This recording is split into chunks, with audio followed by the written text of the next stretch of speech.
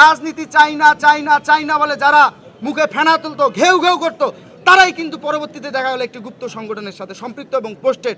Guest room, গণরুম culture আমরা চাই না, আমরা নিজেরাও চাই না।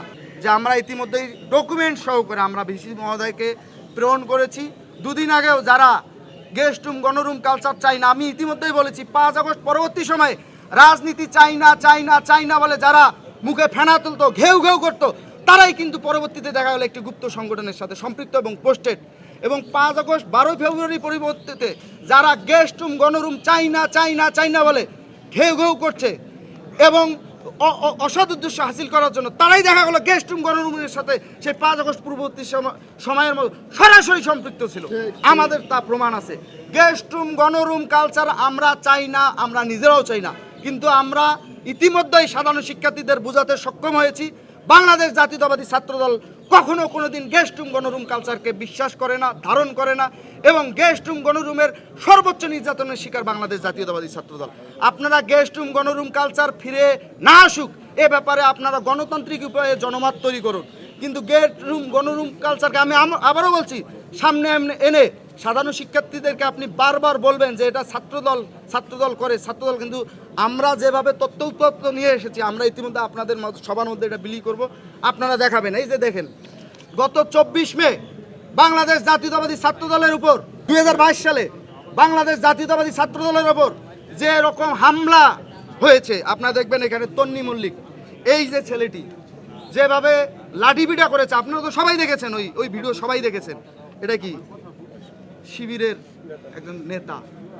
2022 কারা, মানে একটা এরা কারা,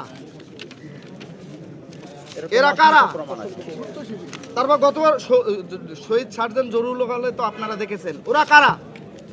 একটা বিষয় ইতিমধ্যেই সবার মধ্যে গেঁথে গেছে, আসলে হেলমেট বাহিনী কারা ছিল। মানে যারা আমরা যে মিছিল, মিটিং, সমাবেশ করতাম, অতি অ্যাগ্রেসিভ ভূমিকায় কারা অবতীর্ণ ছিল। আমরা এইভাবে গুপ্ত শিবির বলতে আমরা সন্ত্রাসী ছাত্রলীগকে বাংলাদেশের রাজনীতিতে জায়েজ করতে চাই না। তাদের সন্ত্রাসী কার্যক্রম অবশ্যই সন্ত্রাসী কার্যক্রম হিসাবেই আমরা দেখতে চাই। কিন্তু যেভাবে প্রমাণ তথ্য আমাদের মধ্যে এসছে গণরুম, গেস্ট রুমে, এই যে তারা কিভাবে ভীতি সঞ্চার করতো, এরা কারা? মানে ওই সময় তারা অতিমাত্রায় ছাত্রলীগ সাজার জন্য এমন কোনো হীন কাজ নেই তারা করতো না, সেটা হেলমেট পরে হোক কিংবা গণরুম বা গেস্ট রুমে নির্যাতন নিপীড়নের মধ্যে হোক। আমরা বাংলাদেশ জাতীয়তাবাদী ছাত্রদল অবশ্যই গণতান্ত্রিক চর্চা করতে চাই এবং সবার গণতান্ত্রিক অধিকারকে আমরা অবশ্যই মনে প্রাণে সম্মান করতে চাই এবং তাদেরকে ওয়েলকাম করতে চাই এবং আমাদের জায়গা থেকে সর্বোচ্চ সহযোগিতা করতে চাই।